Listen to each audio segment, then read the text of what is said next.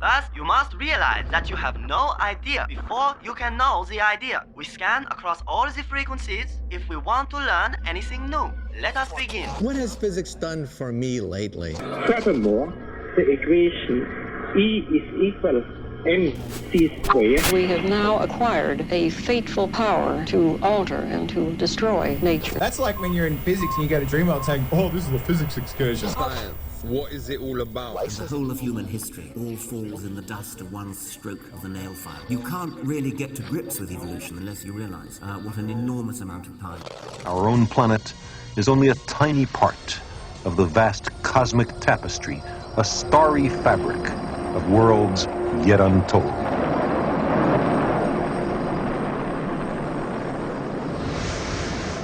Good morning. You tuned into what can only be described as the best radio station on this blue dot we call the planet Earth. It is, of course, 4ZZZ, be it on your conventional wireless radio by tuning into the classic frequency of 102.1 FM, digital devices such as DAB or smart speaker, listening via the Community Radio Plus app, or streaming us live from our sensational website at 4zzz.org.au. And of course, you can always listen back to us or any 4ZZZ show for that matter using the ingenious on-demand feature also found at that URL. We also have a podcast now, so you need to search for our show name, which is No Idea, spelt with a K, your weekly dose of science. And joining me today to speak all things science is one of my favourite science communicators. It's the master. Good morning, Gabriel. Good morning, Max. We're having a problem with this K thing, aren't we? We are. In the No Idea. You got to turn your levels up a bit. We're with the podcast. Yep. We've been asked to tell people about the podcast, do a little ad spot on 4ZZZ. Yes, sure. And we keep going back and forth on how to tell people that you have to search No Idea, not No Sure. Idea. Yeah. Yeah. We really missed the mark with the visual pun. Speak for with yourself. Our radio name. No Idea. It's a brilliant Max, I've got pun. some good stuff coming up. I've got some science on the scariest predator in the Savanna. I've got some science on a potential sixth taste that we might have and have had our whole lives. Oh, yeah, I read that too, yeah. May now be in the first stages of being adopted into the formal halls of scientifically acknowledged tastes that humans have. Yes. We'll get into all of that, and marine science and space science and MotoRaps and all that sort of stuff. Talking science, but Max, I think it's a bit of time to do a bit of this.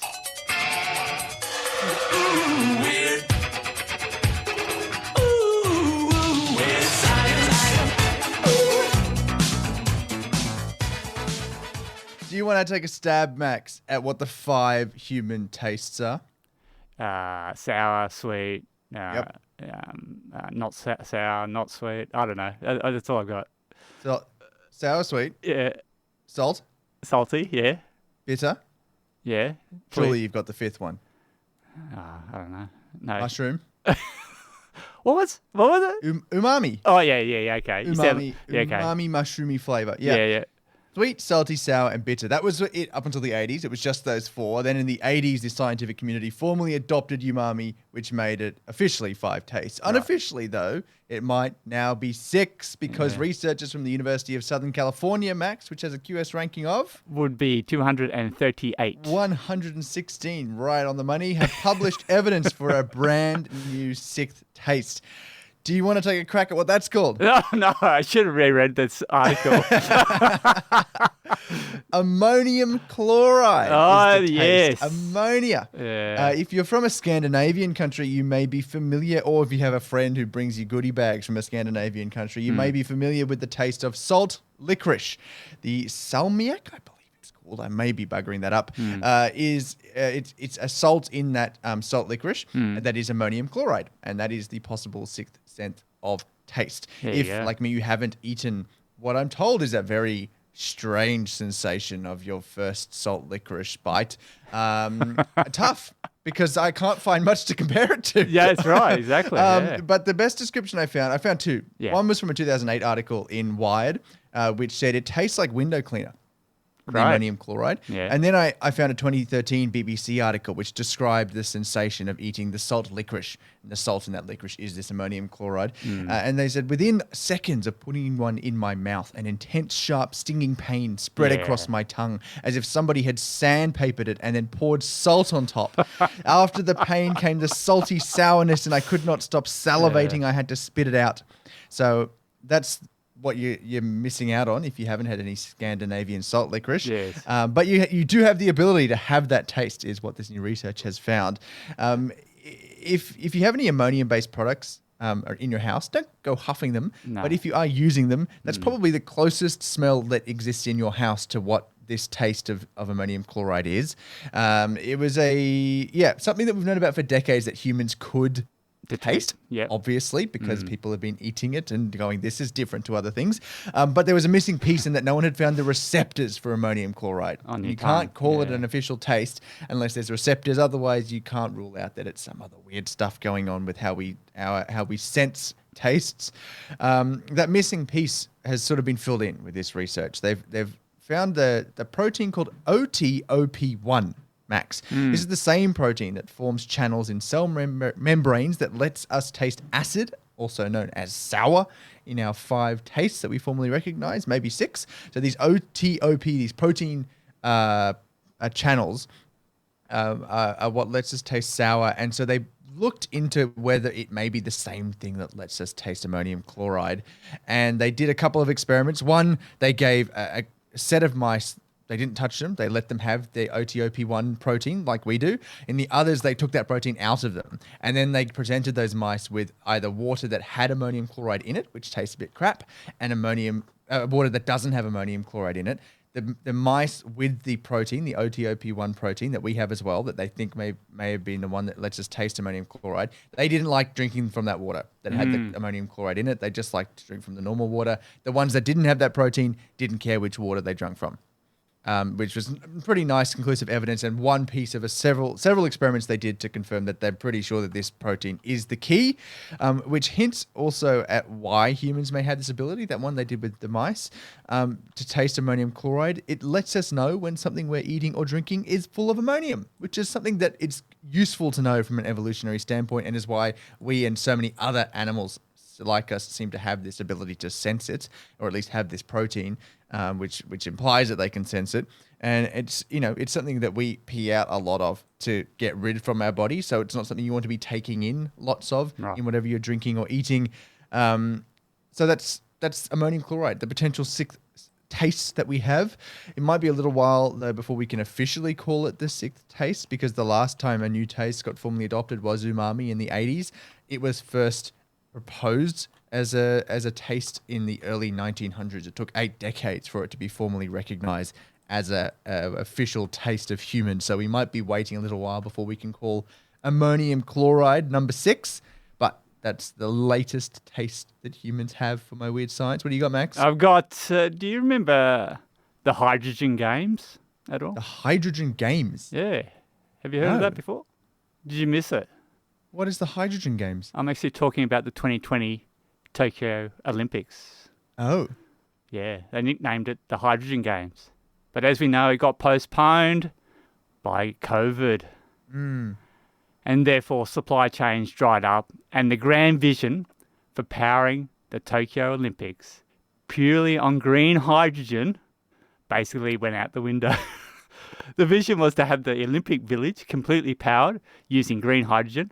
Really? Along with the entire fleet of service vehicles that would ferry competitors and staff to and from the village.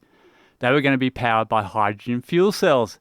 So Toyota got tapped on the shoulder and they got an order from the Tokyo Olympic Committee to build 100 buses and 500 cars with their hydrogen fuel technology. Wow. But as we know, the show was delayed. So, just a little bit, yeah. So none of this transpired at all. Do you know how many gold we got at Australia won at the Tokyo? At the Tokyo I'm Olympics? Guess 20 odd. Yeah, you're close. 17. There you go. Yeah. Anyway, and this was Toyota's time to shine and show off their new hydrogen-powered vehicles. But as we know, the games were delayed by a year, and by that stage, the world had moved on, and so it would seem Toyota, the second largest automaker in the world. Do you know what the number one automaker is in the world? It's VW, is it Yeah, not? it is indeed. Yeah, they took over. Toyota used to be. I think back when the Tokyo Olympics was on, I think they were number one.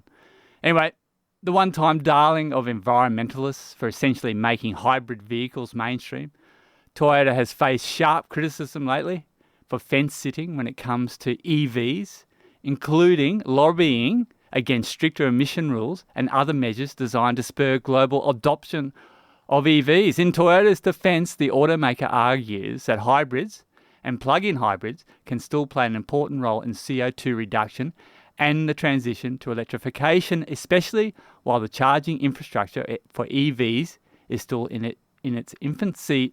Toyota, along with BMW, insists that many global markets and customers it serves, including developing nations, will take much longer to adopt electric vehicles. Furthermore, supplies of lithium and other materials remain too scarce and expensive to support a full and immediate electric vehicle takeover.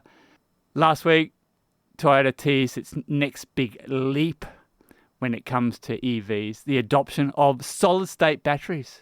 Toyota claims it can deliver solid-state powered cars to market by 2027-2028 with the promise of robust range, safe and reliable performance and lightning fast charging. Toyota is targeting a 1,000-kilometre range and an 80% charge in just 10 minutes. So what's so good about solid-state batteries, Gabe? I've got 7 points here. 7? Yeah. Go on. They've got a low profile, which means the cars can be designed with a lower roofline and therefore a better drag coefficient, which is essential for extending an EV's range. There's no liquid electrolyte to slosh around and potentially become a fire hazard. They have faster charge times using direct current, also better battery life, which means a longer lifespan, higher energy density, a better temperature operating range, and finally, a more environmentally friendly battery chemistry. And that is my weird science, even though it wasn't that weird. But it is weird that Toyota is sort of doesn't know what they're up to.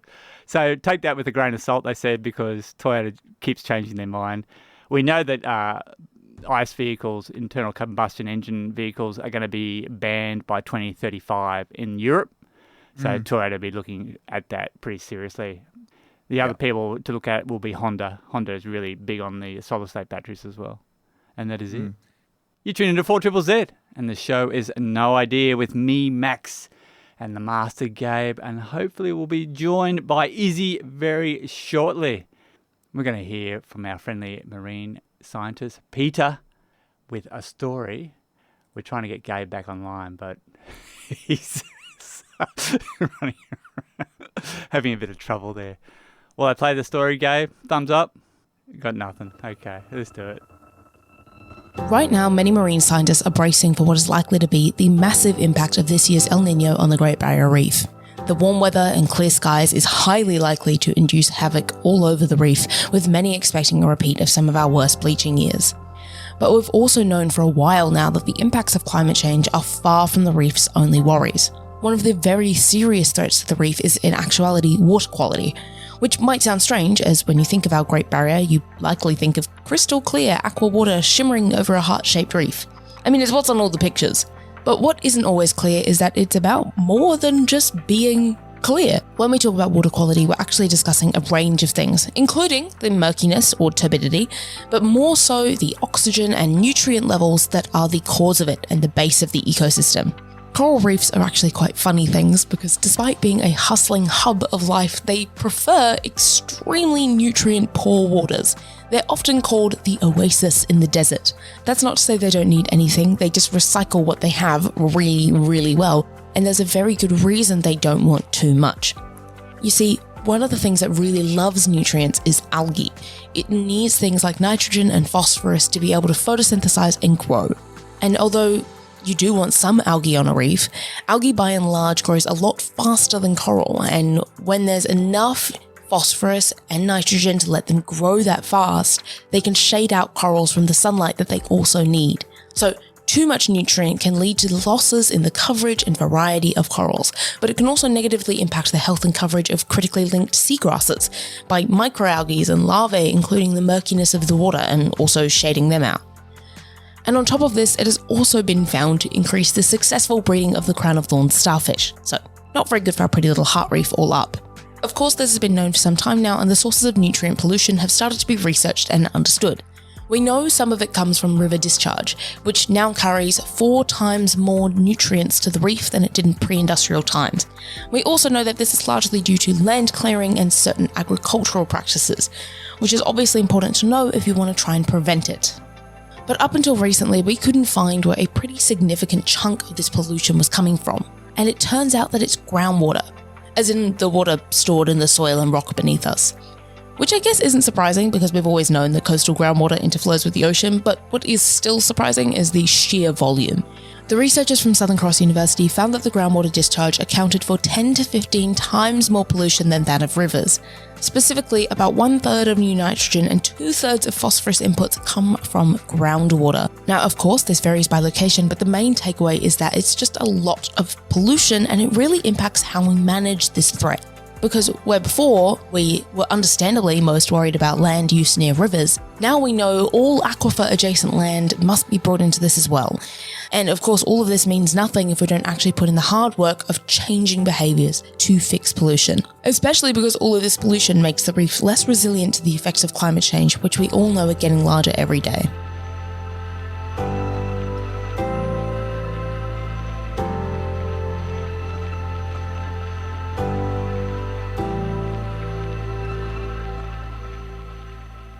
You tune into 4ZZZ, and the show is No Idea, with me, Max, the Master. And welcome, Issy. Hello. You made it eventually? Yep. Survived last week with the Jizzy episode, and now we're back. Yes. RIPJ. Doubling down. He's not dead, he's just not here. You're doing assignments. Yeah. Let's do a bit of this.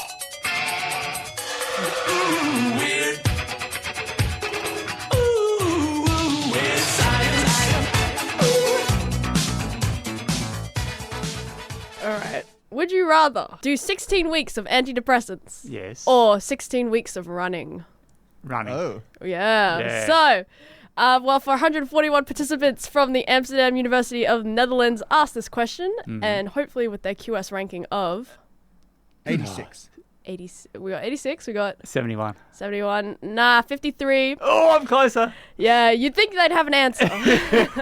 Those participants were all people who were diagnosed with depression or anxiety, and of the group of 141, 45 of them chose antidepressants, whilst 96 chose running. Right. For the running group, yeah, I was surprised as well, but it gets really funny. For the running group, they had to make major lifestyle changes to accommodate their new hobby. So like making personal goals, doing running. Did new shoes, exactly, new gear, finding a running app. But they did it in group sessions over 16 weeks, 3 45-minute intensive sessions. Whilst the group that chose antidepressants, they had to take Lexapro, which is just pretty standard SSRI, for 16 weeks. Now, see, the difference here already is that were they running in groups or were they running individually? In group sessions. Yeah, because the power of the group, antidepressants in groups. Yeah, that's what I was saying. Yeah, like these don't equate to me necessarily because you'd have to all take your medication in a group together. Yeah, for pill time. Yeah. They were investigating. Because previous studies had highlighted that there was a comparable, the benefits of running is similar. The physical benefits of running was, the mental benefits, was similar to taking antidepressants, but they wanted to look at the way it affected your physical health. And there was a clear divide, obviously. Running versus taking a pill and watching TV is going to engage different muscles. But the adherence to the protocol was lower in the running group at about 52% than the antidepressant group, which was about 82%, despite the initial prevalence for running over antidepressants. So that's when the data got a little bit spotty as people were dropping out over the 16 weeks. So they're like, I can't make it. It's a bit like this show. Hey, oi, oi. So they found that over the 16-week period which is about 3.6 months, running did score higher on physical health improvements, which No brainer. no brainer. Yeah. Whilst antidepressants did lead to a slightly worse physical condition, which, duh. Yeah. Dr. Brennan Penix from the University of Amsterdam said the study showed that a lot of people like the idea of exercising, but it can be difficult, obviously, to carry this through, even though the benefits are significant. We found that most people were compliant in taking antidepressants, whilst half the running group adhered to the 2 times a week exercise therapy. Telling patients to go run is not enough for your physical. Because only half of them did it. Yeah. And then Whereas and most then of the antidepressant people did it. So you have a gym membership, don't you, Gabe? Yeah. And do you I think about going a lot more than I go. Yes. That's where you're going. That's where I'm going. Yeah.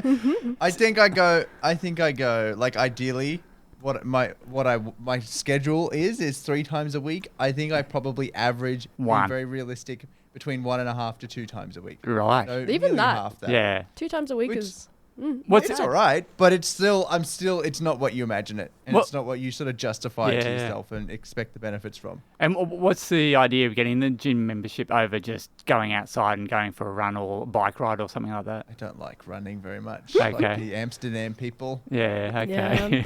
I started Fine.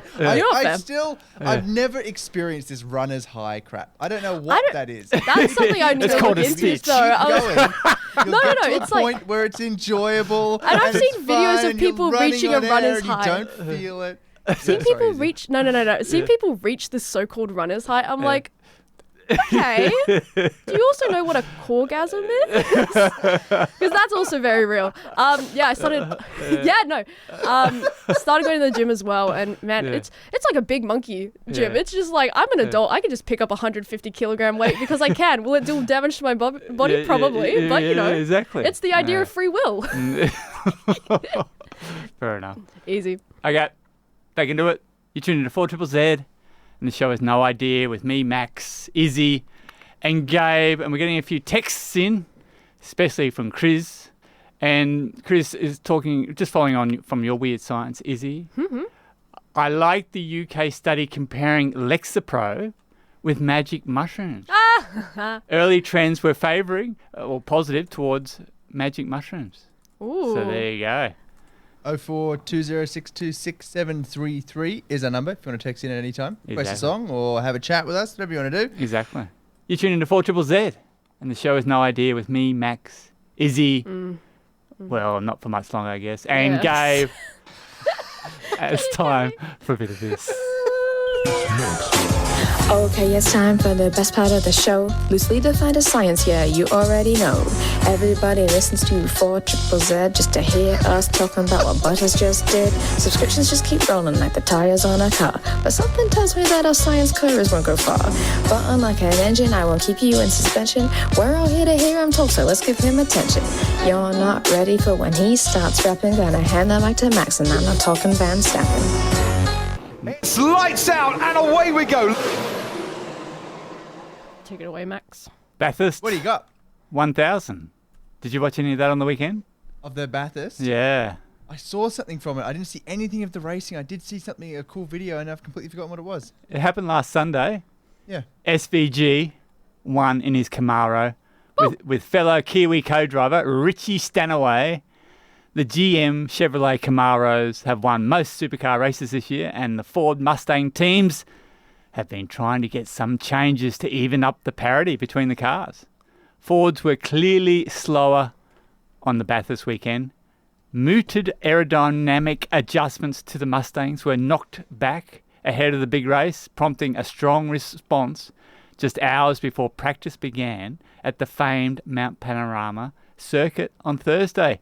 In a rare show of unity, all Ford teams, led by Shell V-Power, Walkinshaw Andretti United and Tickford, came together to issue a joint statement last Thursday about what they deemed a lack of parity with their Chevrolet rivals.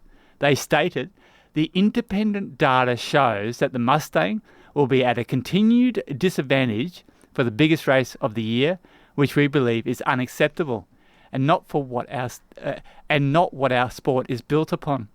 So clearly some changes will need to be made in the not too distant future.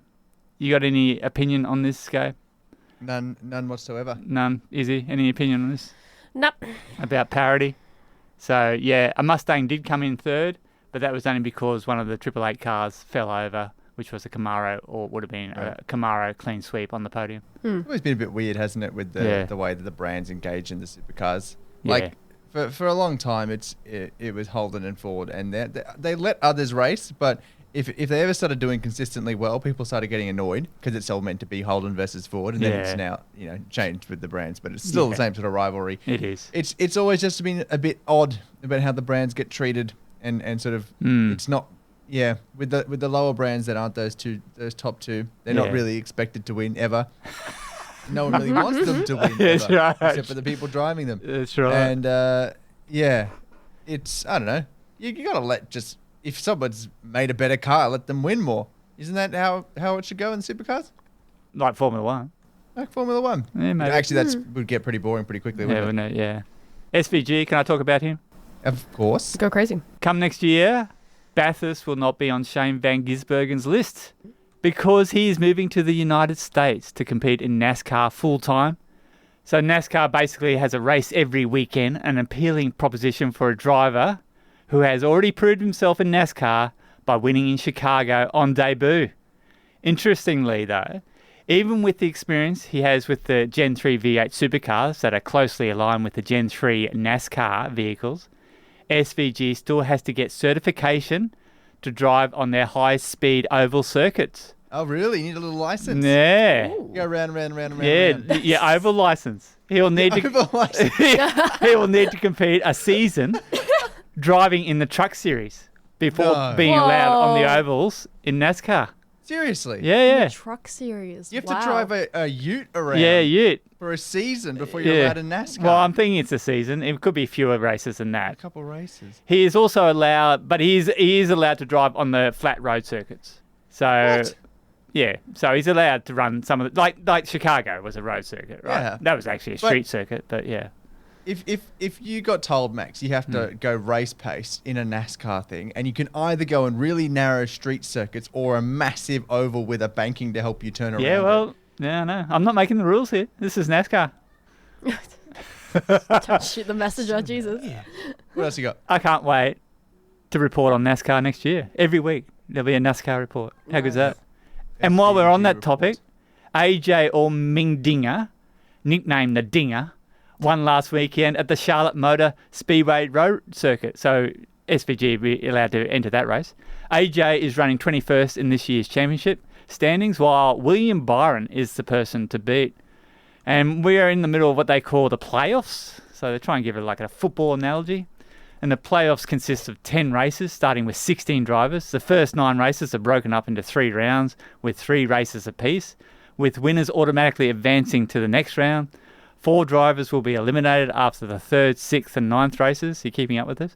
Leaving a final 4 to battle for the championship on November 5 at Phoenix Raceway. Not sure how all this works, but clearly I have some work to do before I start talking about NASCAR next sport, year. Isn't it? It's what a bizarre thing it is. We're going to have the SVG report next year, that's for sure. Okay, the main game. Let's do it. F1. It's done. The 2023 season is technically over now, with Max Verstappen winning the Drivers' Championship and his Red Bull team already winning the Constructors' Championship.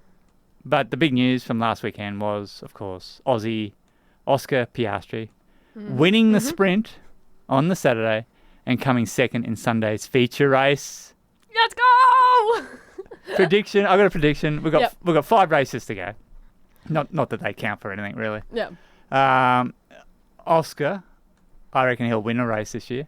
I hope so. Gabe, I hope so. You in on that one? Oscar Piastri now this year. Well, if Max crashes, then sure.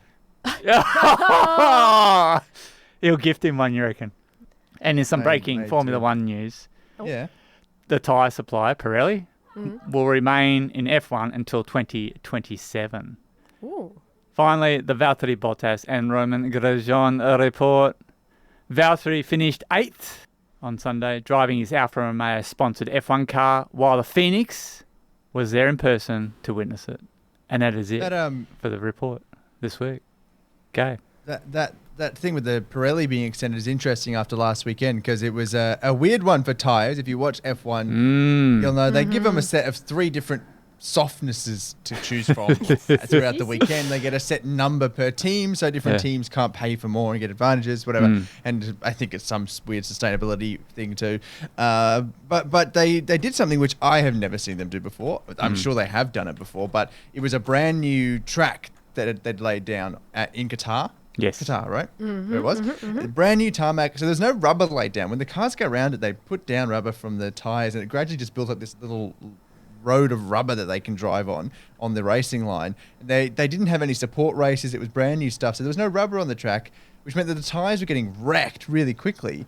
And for safety reasons during the race, they did something where they said, you're not allowed to race on a single set of tyres for more than 18 laps at a time. Yeah, wasn't that unusual? Okay. Which completely changed the whole idea because you're meant to be guessing about when they're going to come in and go for their pit so they had a stops and maximum lappage. They had a prescribed amount. Yes. They all had to come in 3 times, I think, at least to get to the end of the race because the tyres, Pirelli were concerned the tyres would fall off the cars. They'd break and fall apart, as has happened before a few years ago, famously to the 2 Mercedes cars in the same race. Their tyres fell to bits, and it put a bit of an obstacle in the race for the other drivers. So they had to change it, and so it'll be interesting to see if they keep that up for the next few years, if they've got the contract to 2027. Well, they're already working on the new compound. I think they even introduced the 2024 compound 6 months earlier than they were planning to because of this problem. So clearly they haven't solved it at all. Oh well. You're tuning into 4ZZZ and the show is No Idea with me, Max, Gabe and Issy. And we're going to go over to the Savanna. Is that right? Or the Savanna. If you want Savannah. to pronounce it correctly, Max. Oh, here we go. Because what I'm about to play for you is apparently the sound of the scariest animal in the South African savanna. But I'm going to make you wait even longer because an international group of researchers has just finished a study of over 4,000 trials. They had like 15,000 recordings of those. They got like 4,000 usable ones, I think, where they played the sounds of different predators at different animals in the savanna. As in they'd put speakers up on a tree or a post or somewhere and play the sounds of different predators when animals walked by to see what would happen. I don't really get how you get ethics permission to do stuff like this because we're talking like they had giraffes walking by, warthogs, impala and rhino and zebra and leopards and hyenas and buffaloes and hippos and elephants and all sorts of species, and they all just like walk by a speaker and then they blare a dangerous predator out of the speaker at that animal just to see what it does, just for the fun. Just invoke terror into these African animals to see what happens. One of them, there's a leopard that's walking up to the camera. They play the sound of this predator, what they call the super predator, and it's like dragging I think an impala, some prey with it as it's walking towards the camera, which has the speaker next to it as well. And then they just blare the sound of the predator, and it bolts away and ditches the prey it's just caught. Like really? they did this as like proper like interacting with the wild and changing how things were acting to see how people how these animals reacted to sounds.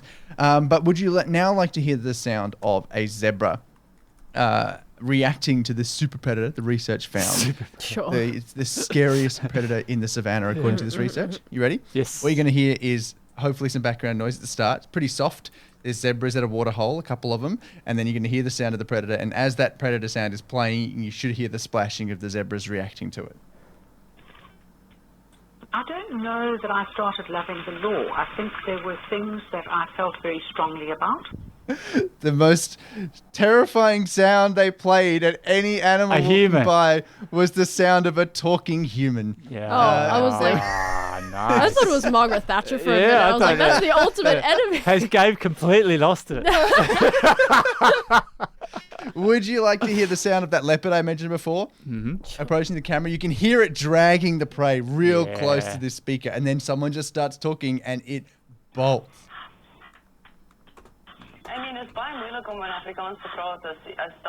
It's gone. It's off screen. It's completely bolted. Oh, really?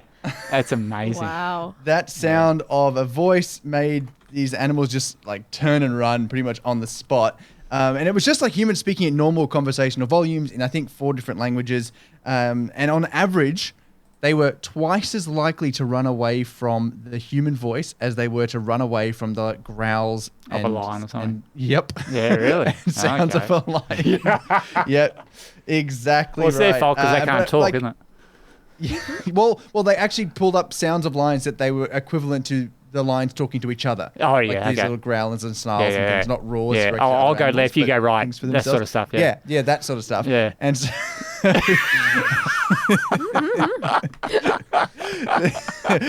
everything the lion touches is yours. Yeah. But it meant like it wasn't just zebras and warthogs. We're also talking giraffes and hippos, and buffaloes are probably more scared of you talking than a lion. Do you want to hear a giraffe? Yes. Yeah, go crazy. 3 giraffes. Yeah.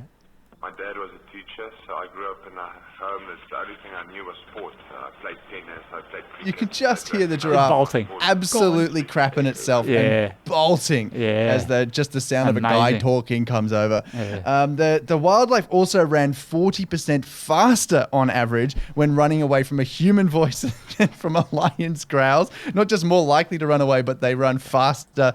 And of the 19 species they tested, there are only 2 that weren't more likely to run from the sound of humans than the sound of lions. You want to give a stab at which they're pretty well known, like African savanna mammals. 2 of them ran more from lions than humans. Do you want to guess? Hyenas. No. Don't know. Sorry. Big. Talking big elephants. Elephant? Oh, okay. Yeah, and the other ones were African wild dogs. Oh, really? Whoa. Okay. Yeah, they were the only 2 that ran away from lions more than humans. To be fair, they did run away from humans a lot. I think it might just be, particularly for the elephants, they're more scared. They're scared of humans, but they're just even more scared of lions because that's probably one of their only actual predators in the wild. Humans and lions, that's it. Whereas the others have a whole bunch of different predators. But this is the elephants really didn't like the lion sounds. What I'm going to play you now is the sound of an elephant at nighttime, just really casually walking along, and then they just smack it with the sound of a lion growling within like a few meters of where it's standing. And this is what happened. There's the lion. Yeah.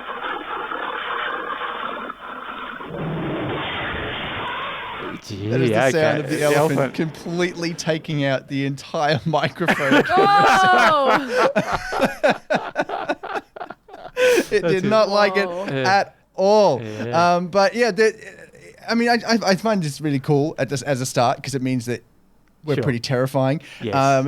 It felt like a good thing initially when I was reading through this because it's like, okay, that means these animals are scared of humans, which is good because it means they're more likely to avoid humans, particularly if it's going to be an unsavory interaction between that animal and a human.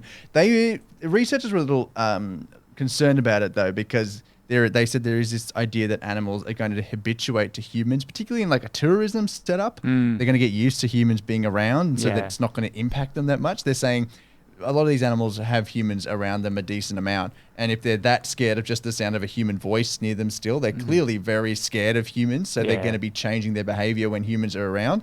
So they're saying we need to be a lot more conscious and not just assume that animals are going to get used to us. They're going to be pretty scared too because they tested 4 different sounds. They tested lions, they tested human voices, they tested gunshots, and they tested hunting dogs. What the? And the human voice was Still the thing they one. were scared of the most. Really? Okay. So they're pretty concerned about what that means for how tourism operations work and how people interacting with this wildlife is going to work if they're always scared of humans and more humans are going into these areas. But it does mean if you want to give Pumbaa a run for his money clearing out the savannah after every meal, you just need to start talking, Max.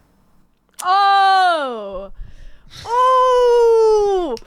Get the fire extinguisher. Someone just got burned. Everyone at the station knows which show's the most appreciated. It's obviously this one. Uncancelable. That's what I love to say about us. Everything we do, everything we say, everything we've ever put online, uncancelable. Yeah. Uncancelable. I have to download something. Gabe, you've done it for me. I just got to find it. I've got to load it in. It is the live You tuned into what Triple said. It's and the a show has no story idea. from V and J from 2 years ago this month October 27th, 2021, which I found this one when I was doing my story for this week on the different sounds, the predator sounds, and how humans were the most terrifying thing in the South African savannah that they played at them. But they also played some lions and elephants. They didn't like that, and it reminded me of this story. Went back, found it, happened to be 2 years ago, pretty much to the day, or to a few weeks away at least. And it's a story from V&J on how elephant tusks have been changing in response to it's so frustrating. Sorry. It's so frustrating how some of the coolest concepts in science are ones that are really hard to actually see happen in real life. What do you mean? Like quantum physics, which is super hard to observe directly, or evolution, which happens over such a massive amount of time that we can really only see what's come before, not what changes are happening right now. Well, hold on. That's straight up untrue. We get to see evolution happening around us all the time. Tell me something. How much do you know about elephant hunting in Mozambique? Well, I know that during the Mozambican Civil War, elephants were hunted as a source of food and ivory. That was from 1977 to 1992. It caused a massive drop in African savanna elephant numbers in their national park. There was over a 90% decrease in the population from what I remember. Yep. The ivory of elephants' tusks makes them valuable to hunters, which has driven their numbers drastically down. But if there's anything life has proven to us over and over again, it's that it finds a way. So, is this going where I think it is? Are elephants evolving to escape the ivory trade by simply not being a source of ivory anymore? That's pretty much exactly it.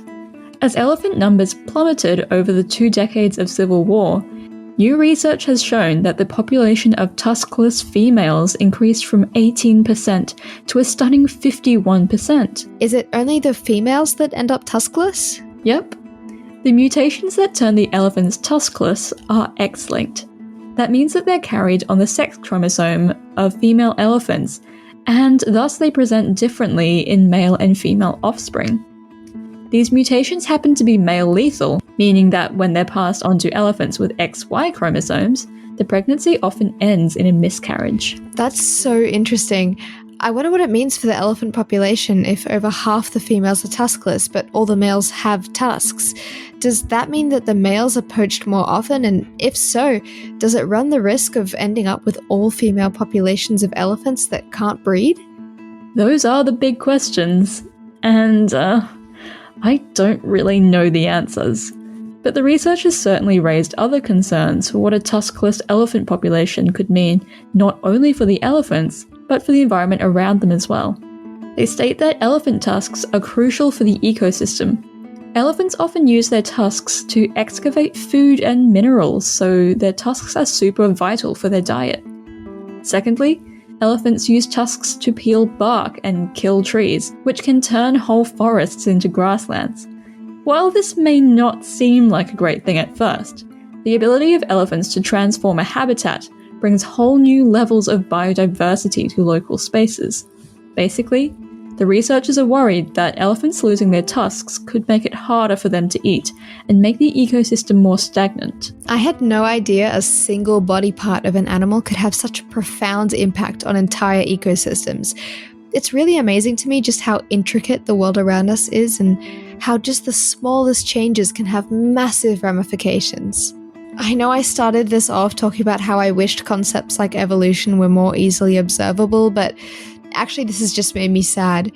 Maybe the fact that some concepts in science play out over hundreds of years or on scales we can't observe is for the best. The second humans start getting involved in speeding things up and making things bigger, the worse it seems to end up for all of us. You do have a point, but I don't want this story to end on such a miserable note. It's important to understand that concerted conservation efforts, led by local peoples, are absolutely imperative.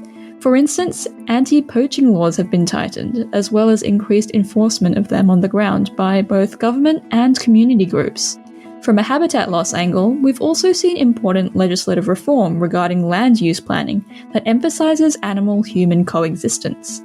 Because of these changes, a number of elephant subpopulations are stable and even thriving in carefully managed conservation areas in countries like Gabon and the Republic of the Congo. I think it's really important not to get bogged down in doomerism and keep trying to pressure governments to do the right thing, because the right policies can prove instrumental in securing a future for our wildlife. You tune into 4ZZZ, and the show is No Idea, your weekly dose of science with me, Max, Issy, and the Master Gabe. And it's time for this No Idea Space News. You ready for some space news? Heck yeah. Spain has joined the space race with their first successful suborbital launch. PLD Space launched its reusable Mira-1 rocket early on Saturday before landing as planned in the Atlantic Ocean. Mira, named after a breed of fighting bull, flew to a height of 46 kilometres during a 5-minute flight. The Mira-1 rocket, a prototype of future satellite launcher, is as tall as a 3-storey building and is capable of carrying 100 kilo of cargo. The ISS has had another coolant leak, and yes, it involves the Russians. With the Spanish thing, Max, Yeah. it seems a bit... Is it too late to join the space race? Is there a limit to when you're allowed to start? Like, you know, they're getting into suborbital orbit for the first time. Meanwhile, SpaceX is at its, 5,000th year. That's right. ISS is about to get retired. You think the race is over. They're going to Mars, they're going to the moon, you know, like... Is the race, well, is it too late to start the race? It kind of feels like a local business just joining Facebook for the first time now to get on social media. You know what I mean? That's cruel. Let's get back to this coolant leak. Okay. Apparently, one of the radiators on the Nauka module, which actually means science, so that's appropriate for this show, or the multi-purpose laboratory module upgrade, MLM, and it was launched back in 2021. One of its outside radiators, its secondary radiator, got hit and is now leaking coolant. NASA got a bit concerned, asked the astronauts, is everyone okay? They said yes. So the primary radiator on Nauka is working normally, so that's providing full cooling to the module. So that's all good. So space station operations continue as normal, except that the US segment, they want their windows closed. I mean, I'm assuming they're closed, but there's some sort of another protection that they can put on there to stop any contamination coming in. This is the third. It's not a bickering between the US and the Russians. No. About windows open or closed. That's right. You built too close. It's the third coolant leak this year. So well done, Russia. Now, an FAA report on low Earth orbit constellations. This report was presented to Congress, and it states in an excerpt, by 2035, if the expected large constellation growth is realised and debris from such satellites survive re-entry, the total number of hazardous fragments surviving re-entries each year is expected to reach 28,000. And the causality expectation, the number of individuals on the ground predicted to be injured or killed by debris surviving the re-entries of satellites being disposed from these constellations, would be 0.6 per year. Wow, really? Yeah. They really went that far to quantify it. Like Yeah. you kill a person every 2 years. That's it. That's what they arrived at. And what they're more worried about is if it hits an aircraft, because they reckon it will take down an aircraft. Wow. So, yeah. That's nuts. Yeah, I know. I don't think I've heard anything like that before about quantifying that. I'd read some stuff earlier, Max, that I want to bring up on the show properly in the future, but about if you have a right to a clear sky, like do humans have some sort of fundamental right to, because the light from these things will block out stars eventually. And so there's all this like debate on like, is that a thing? Should you have some sort of claim on having a clear sky that... Well, I thought that's what the Webb telescope's for, and the Hubble telescope use those ones. Isn't there legislation in the US for that? Like the clear sky. Oh yeah, this telescope. Jesus. I think they more mean a clear sky that I can afford to access without having to go through application channels and look at the James Webb Space Telescope's imagery. That's right. Jesus. Okay, I got a content warning for this next story. Oh. India's latest Vikram lander that successfully landed down at the lunar South Pole is now probably dead. India made history as the first country to land near the moon's South Pole, but several days after they were set to wake up, the Chandra 3 moon lander and its sidekick lunar rover remain fast asleep. No. Oh. The robots went to sleep in early September when night set in on the moon and their batteries drained. The next lunar day started on September 22, and the Indian Space Research Organisation, or ISRO, were hoping the two spacecraft, which run on solar power, would reawaken that day as the sun rose on the moon as their solar panels recharged. Unfortunately, the Vikram lander and its rover did not respond to Mission Control's message. Additional attempts have been made over the next preceding days, but as nothing's shocking happened, so sad face on shocking. That. Hence the if you've content been a warning. long time follower of the show, you'd know like 2 years ago we had this whole segment on the first Vikram lander, and it landed down and it went MIA, and then they found it, but it had like busted some of its legs on entry, and they couldn't get the rover out of it because the thing on its door, and it was this long running thing. They finally had to just like give up on the poor Vikram rover and the whole landing thing, and they got this one, Max. Wasn't it last week? They successfully landed, or 2 weeks ago. They successfully landed. Yeah. They were the fourth country to make a successful non-crash landing on the moon. Soft landing on the moon. Doomed Unbelievable. by the narrative. So what? It hasn't charged up or something? Did it definitely get sun? It was work. They were working for a few days, but then when the moon went into no sun on it, then they both died. Right. Yeah. So it didn't allow for it, I guess. Anyway, we had a lot of texts in today. Thank you, everyone. Thanks to Chris. We got all your texts. Mark said, fun fact: NASCAR in the southern hemisphere runs clockwise. And when US drivers come to the southern hemisphere to drive, they struggle and they generally end up in the gift shop. He said. So, because apparently road circuit in the States, the ovals they all run counterclockwise. So so maybe that's the thing with SVG. He has to get the training up. You end up in the gift shop. to turn left.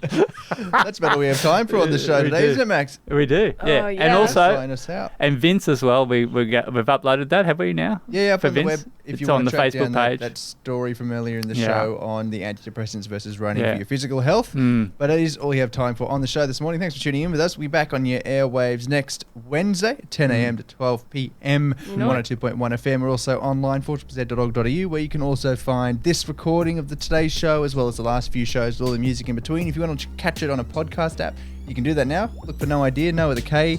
It cuts all the music out for copyright reasons, but it means you can listen back to us in a nice little neat podcast form.